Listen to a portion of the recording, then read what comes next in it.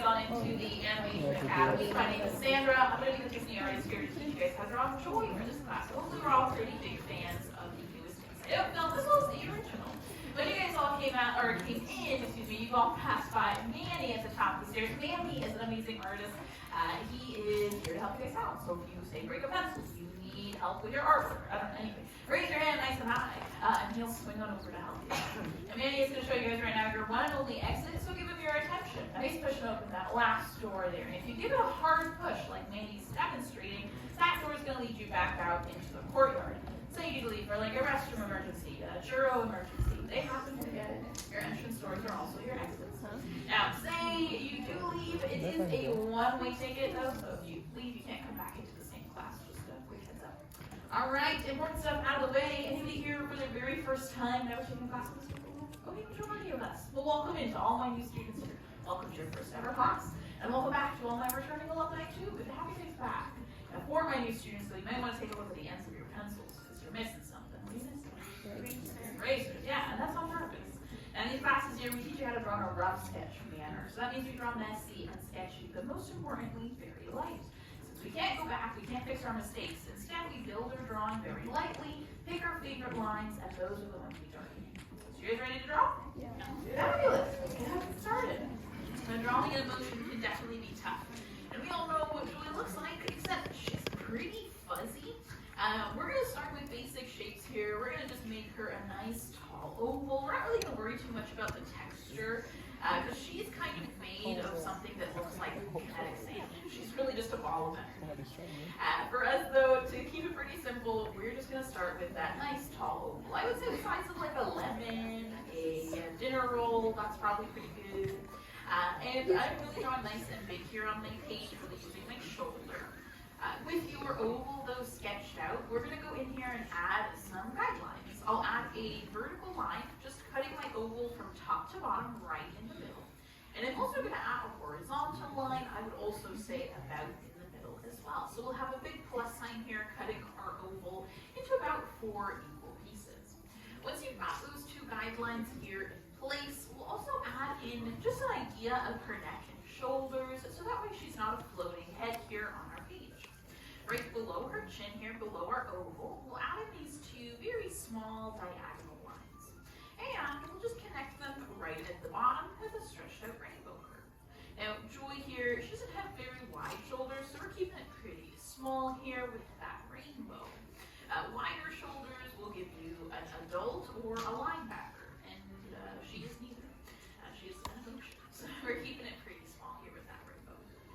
But once you've got that rainbow there for her shoulders, we can also add in the top of her dress, since we're going to be able to see a little bit of it. Her dress is pretty simple. It's just a big letter U here that stretches right across at the bottom of her neck. And since it is a sleeveless dress, we'll go just a little bit down our rainbow here and bring down these straight lines, or they kind of sit at just a little bit of a diagonal. Now this right here is her dress. And I am going to start darkening up or locking in my lines here for her neck, her shoulders, as well as her outfit here. Now, Joy here, she's actually modeled off a shape. Does anybody know what shape Joy is modeled off of? Not quite a circle. Her whole body. Think of Joy as a person. What does she kind of look like? She's yellow. She's got like 5 points. A star, yeah. She is based off of a star. And all of the characters in this film are actually based off of different shapes or different things. Do you want to take a guess as to what sadness is shaped off of? Teardrop. A teardrop, yeah. What about anger? That one might be a little bit tough. A fire break, actually, yeah. I'm right. The one that's probably the most difficult would probably be fear. Anybody know what he's based off of? A nerve, yeah, a raw nerve, actually, very correct. And then the one that I hope everybody knows is disgust. Anyone know what disgust is shaped off of? Broccoli, yeah, that's correct. That's the one thing that Riley hates the most. It's broccoli. But for Joy here, since she's shaped off of a star, I feel like we see stars a lot in her design. So even on her dress, we see these little, they look like fireworks. They also look like little stars here. So I'm going to add these little points that kind of look like a star. And then just add a few here to just kind of embellish her dress just a little bit. Add some pattern. So once her neck and shoulders locked into place, let's move on up and start working on her hair. Her hair also comes to a point, and that's what really helps her look more like a star. Now I'm gonna just lock in everything underneath my horizontal line here for her head shape, so that whole letter U, that can be darkened in here as well. I'm not gonna really change anything about that. Now for her hair, you want to think of kind of like a chocolate kiss or like an onion. That's kind of that same shape here that she's got going for her head, except the point of the chocolate kiss is actually off to the right hand side. So I'll start on the left with a very, very large letter C curve, starting just barely under the horizontal line, following the curve of her head shape here on the outside, and then we'll bring like this little letter U here up to like a curve. So it really looks like a letter S kind of stretched out to the side. For the other side of her head here, we'll do the same thing with that big letter C, but instead it's going to come up to a point here right at the very end of her hair. So it looks like a dollop of whipped cream, or again, like a chocolate kiss. With that shape there in place, I'm not going to lock it in just yet, just because I do want to add in some hair texture here for Joy, kind of make her hair look a little bit more interesting. Now you could definitely get more creative than I'm going to. I'm just going to add a few stray strands of hair. You can kind of give her like really messy hair. Maybe she's got bad head, she just woke up. Maybe she's super excited, so all of her hair is like going up to a point. There's fun ways to kind of create more character or more interest to your drawing with the way that you style a character's hair, not just their facial features and expressions. So I'm going to go in here. I've added just a strand of hair, maybe like a little letter C curve here inside of her head shape, maybe another like straight strand of hair. It's really hard to say 5 times fast. But I'm going to just add that last one here off to the right hand side, and then just lock in that full shape there for her hair as well. Now, Joy here as well, she does have some bangs that sit right across her forehead. So once we've locked in her hair from up top, we'll also go ahead and start working on her bangs. She does have like a side part, so when we start the bangs, we'll actually start a little off to the left-hand side with this big letter C. It'll swoop right on down, right in front of our original oval. And I'm not going too far in, otherwise she'll start looking like she's got like an emo haircut, and that's not what we're going for. We want just like short bangs here up at the top. So once we've got this little shark fin shape here, or blade of grass for the first part of her bangs, I'm just going to bring down a big like S curve or a rainbow shape here. It's a big wave, just to bring her hair down to connect to the side of her head and make it one last stray strand of hair. Once you've got the hair shape here for her bangs, you're also good to lock that in, and whatever's left over that we can see from the oval on the left-hand side here of her head shape. Now, the very first film, the very first Inside Out, is actually supposed to be about 27 different emotions. It was going to be a lot for Riley to have to deal with, and a lot for the team to animate. And can you imagine having to keep up with 27 different characters all at one time? The team at Pixar decided to rein it in. They actually talked to a child psychiatrist, and they really helped them pick the 5 most important emotions, the 5 that we all start off with. And we kind of named them a little bit earlier. Hopefully you guys know who the first 5 main characters are. But those were the 5 that they decided to settle on. And then they introduced more of that group of 27 in the second film. Now, they definitely had to rebrand a few of the emotions, because anxiety, well, she originally was supposed to be shame, but they realized shame isn't an emotion, and so they had to kind of rebrand it, try and figure out what's something else that works. So we've got her head shape here locked in, and let's go ahead and start waking up our character. Now, we always want to start with a nose for any character, and her nose sits right where our guidelines cross. It's pretty simplistic, it's just a little rainbow or a hill shape here. So I'm going to go in and just sketch out this little rainbow curve here in the center of her face. From here, we'll also add in some nice big eyes here for Joy. She's got some pretty large eyes. They take up most of that space there inside the top half of our oval. So I'm going to lock my wrist, lock my elbow, and just like we did with the original oval, use the rotation of your shoulder to really fill the space here with those giant ovals for her eyes. And then I'm really just trying to make sure that like the left eye at least isn't hiding entirely under the hair. The right eye is totally okay. She does have things that cover up her hair. And one thing we are not going to do is lock in her eyes if they do hide under her hair. She is not an anime character. Let's just get that straight.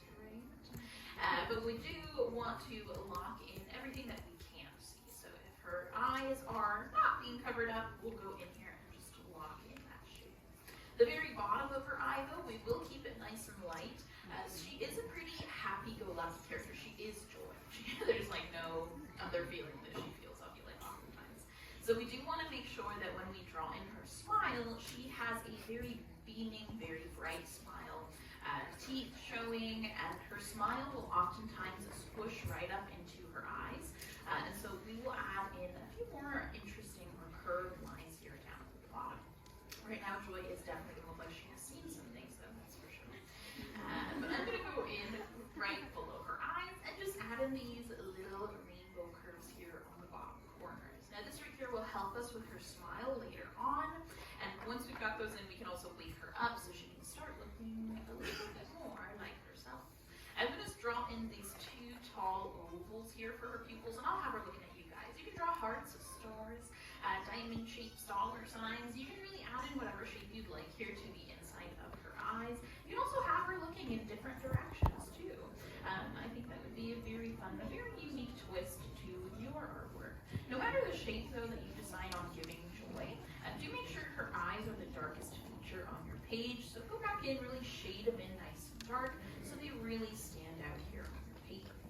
And for her smile, since we did talk about giving her a nice big beaming smile, we'll go in and really stretch across a nice big letter U here. I would say higher up the middle of whatever's left over in this space here. So we are going to give her an open mouth smile, so we just want to make sure we save space for the bottom lip. So I'll go ahead here, stretching right across a very, very big letter U, really making sure she looks really, really happy. And then we'll also add another letter U here, going all the way down, almost touching her chin here down at the bottom of her page. And like I said, we are going to add in teeth as well as a tongue here for Joy, so that way she can be really expressive. Now Joy here, she definitely was supposed to be the only character that has that like fuzz texture that we see them with in the film. It was actually a really, really expensive thing to create for this character.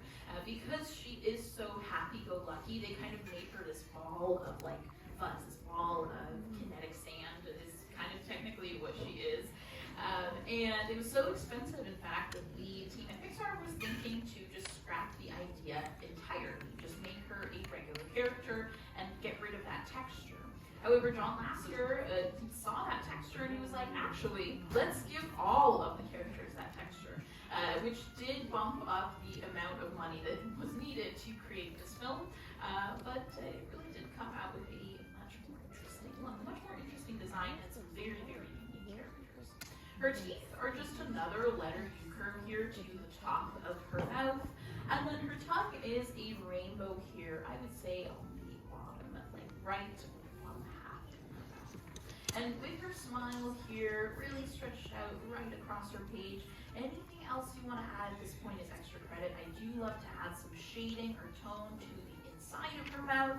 If you have any leftover space between her forehead and her eye, you can add a little like peak of her eyebrow here, just off to the left. And I do like to add that last bit of tone and shading here to her hair as well. If you flip your pencil to the side, it'll really help you fill that space just a little bit more quickly.